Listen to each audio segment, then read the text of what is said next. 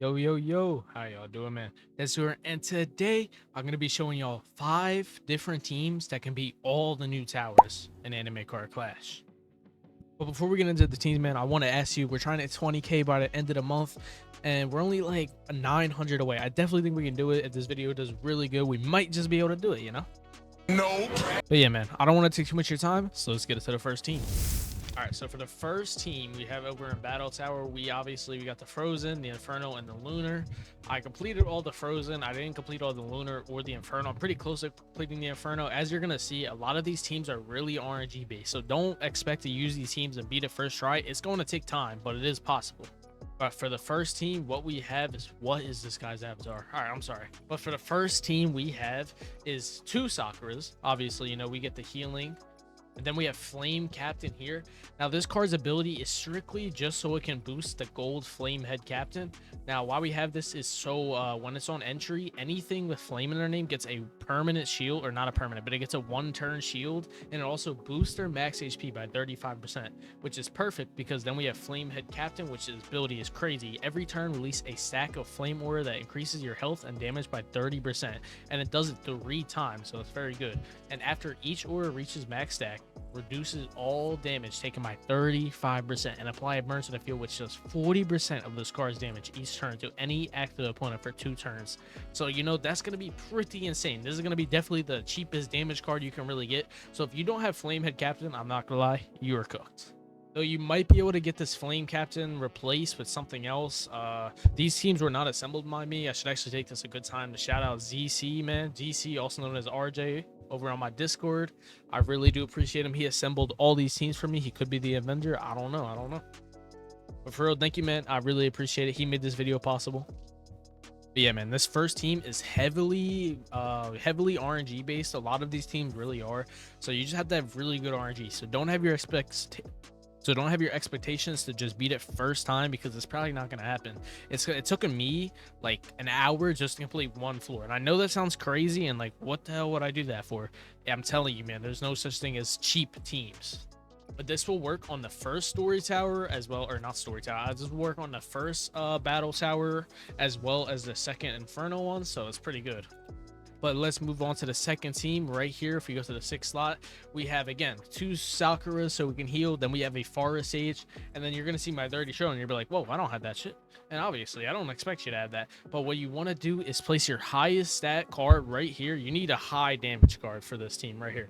But you also want to use mech contracts so you can actually decrease the damage that you're already taking.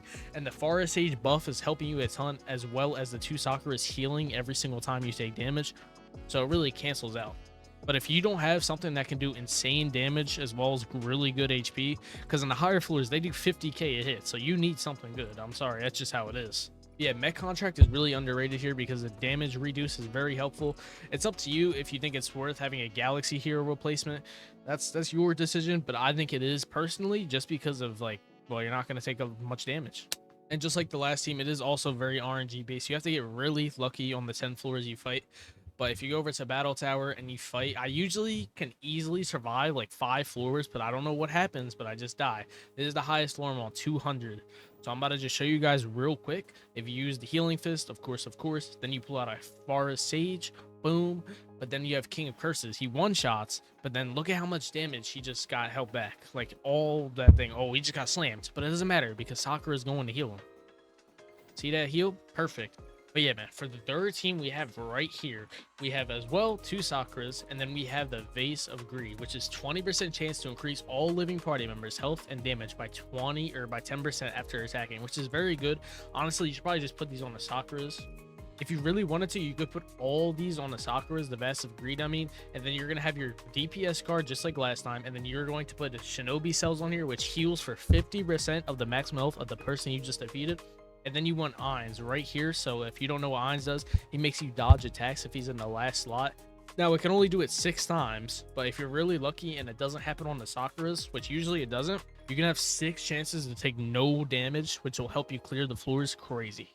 And then we have Truck on. So if your DPS dies, then it'll go to Ainz, and if the person is low enough, it'll kill them if they have less than 30%, and it'll make you automatically win a round. So it's perfect.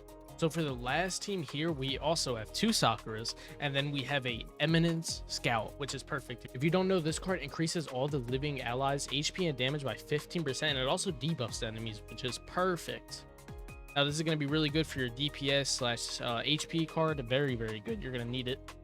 But yeah, man, if you use this and you realistically, if you use any of these teams, all you need by your side is RNG based attacks. Like what I mean is you just got to get to fight the right people at the right time. Like don't fight, like if you fight a Sailor Moon, you're going to get cooked. Like if you fight a Sailor Moon and it's like a Sokiyomi or something, just know it's over. That run is cooked. Yeah, man, you just have to get insanely lucky. That's why it's going to take you so many tries, but it is possible nonetheless. All right, man, so for the last team on the last two towers, what I would recommend using right here is 1 Sakura, 3 Vast of Greed, 2 Forest Sage. Now, this might be like, damn, I don't really know. I don't really think that's going to work. Now, obviously, we have the 30 trillion Sukuna. I don't expect you to have that, like I said before, but you do need a really, really high DPS and HP card. Now, we have Big Brain as well, so it can strike the opponent for 35% of your supporter card's damage. For me, 35 or 75% would be like, I don't know, somewhere around like 60k damage, so that's really good. And then also, if you don't know, it also prevents the skill from being disabled, so he can't get his counter disabled, because if you don't know, Sukuna's counter is very, very good. You don't want that to happen, yada, yada, yada. But now it's time we move on to the last tower, and I only have 1 team on there, but stay tuned. All right, so this is the last team for Lunar, and I'll be honest, this can't get to 250. This can peak around 130 to 150. This team right here is also very RNG based, kind of like everything else that I've been using.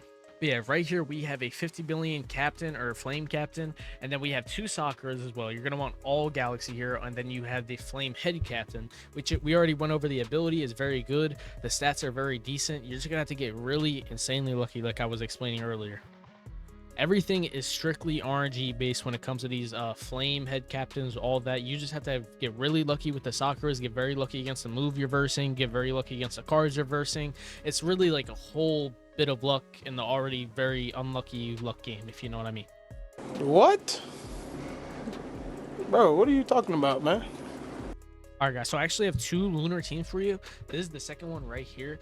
What you're going to want is Porzingis D Ace on entry, deal 100% damage to the target, and inflict a burn to all enemies for 25% of this card's damage for 2 turns. So it hits the whole enemy line, all 6 cards, and it's crazy. This card is also immune to burns and will convert any attempted burn damage into healing, but it will not heal past max health, which obviously we don't really need that, but the healing is perfect, and the skills entry ability can only be activated once per party, aka the full AoE move. And then we have Beast Tamer, which if you don't know, summons 2 undead knights. That's 35% of this card's stat, so you get an extra 2 people to fight by your side, which is perfect, just what you need. And then you obviously have Nature Guardian, which if you don't know, this is a really good healing card. And if it's paired with Beast Tamer, this card can heal up to 4 times, being left at 20 HP instead of dying, which is insane. And then lastly, we do have Undead King with the truck on. We already explained this, which is actually perfect. This battle tower will get you to around 130 to 150 like the other one. It's pretty good. What am I doing? But yeah, if you go to Eclipse, as you can see, I'm around over there. I'm at 110 right now. I have to keep grinding this. I've been grinding the Inferno one, so yeah, man, as long as you can get super lucky, it might take a lot of time, but you'll definitely be able to clear these battle towers with enough time and focus.